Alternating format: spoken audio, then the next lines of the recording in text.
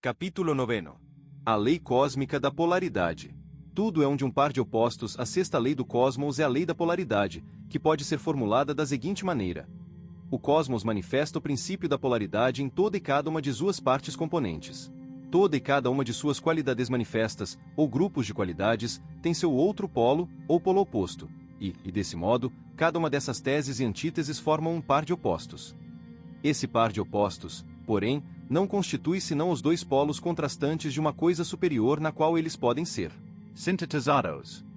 A lei da polaridade vem expressa no axioma segundo o qual polaridade é aquela condição de um corpo em virtude da qual ele exterioriza forças ou propriedades contrastantes, em direções opostas.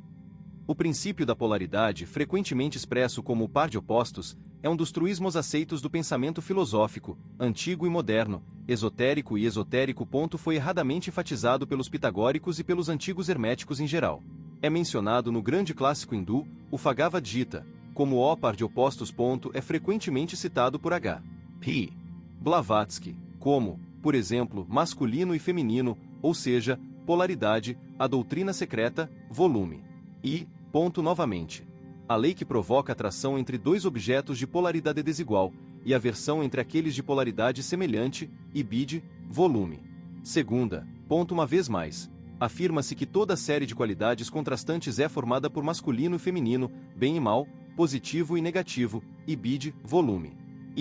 Repetindo, cada qual é uno e, ao mesmo tempo, vida e morte, saúde e doença, ação e reação, bid, volume. Segunda, e ainda outra vez, o universo manifesto é impregnado pela dualidade, que é a essência mesma de sua existência como manifestação, bid, volume. Os preceitos interiores dos antigos hermetistas baseavam-se nessa lei da polaridade, ou pares de opostos. A aplicação das regras para o equilíbrio ou a neutralização dos respectivos princípios mentais, sobretudo aqueles concernentes à emoção ou à vontade, foi uma parte importante da alquimia mental dos hermetistas e outros antigos ocultistas. Sem dúvida, na base disso estavam os respectivos princípios da polaridade e equilíbrio. A transmutação de qualidades mentais de um oposto a outro também era muito favorecida por essas escolas, e era igualmente baseada na lei da polaridade.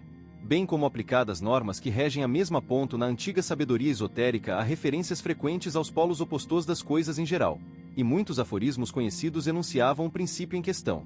Por exemplo, os paradoxos existentes nas seguintes afirmações: os opostos são idênticos, os pares de opostos podem ser conciliados, os extremos se encontram, tudo é e não é ao mesmo tempo, cada afirmação de uma verdade não expressa senão uma meia-verdade, há dois lados para todas as coisas, etc, etc. Em termos breves e gerais, é possível dizer que o princípio de oposição pode ser assim explicado. O que é relativamente verdadeiro acerca de um oposto, é falso em relação a outro. O que se afirma sobre um deve ser contestado a propósito do outro.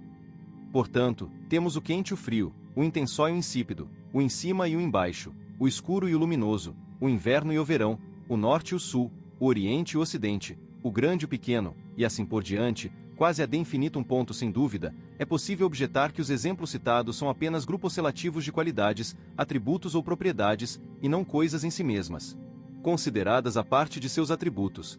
Mas isso é igualmente verdadeiro no que diz respeito a qualquer coisa fenomênica no cosmos. Esses não passam de um feixe de atributos que, em sua combinação e disposição particulares, constituem o caráter da coisa particular, como vimos ao examinarmos a lei da composição. Ao percorrermos mentalmente a lista das coisas ou qualidades que conhecemos, sejam elas físicas ou psíquicas, encontraremos essa polaridade presente em todo e cada item de nossa lista.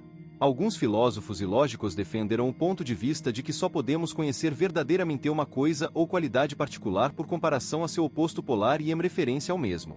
Segundo essa concepção, o reconhecimento do oposto polar constitui, logicamente, uma parte das definições plenas e cabais da primeira coisa ou qualidade dada.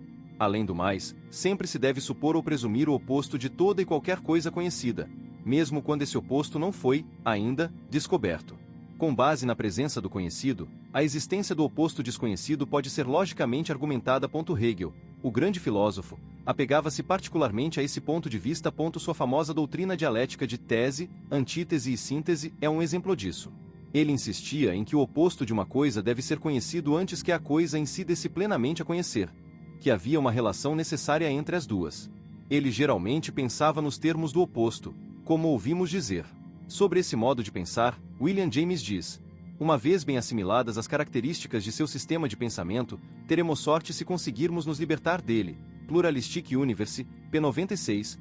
A citação abaixo, extraída das páginas de Ralph Waldo Emerson, explicarão mais profundamente os pontos de vista acima mencionados acerca desse ensino geral sobre esse tema específico. A polaridade, ou ação e reação, encontramo-las em toda parte da natureza, na escuridão e na luz, no calor e no frio, no fluxo e refluxo das águas, no masculino e feminino, na inspiração e expiração das plantas e animais, na equação de quantidade e qualidade dos fluidos do corpo animal, na sístole e diástole do coração, nas ondulações dos fluidos e do som, e na gravidade centrífuga e centrípeta, na eletricidade, no galvanismo e na afinidade química. Sobrepõe magnetismo na extremidade de uma agulha. O magnetismo oposto ocorrerá na outra extremidade. Se o sul atrai, o norte repele. Para esvaziar aqui, você deve condensar ali.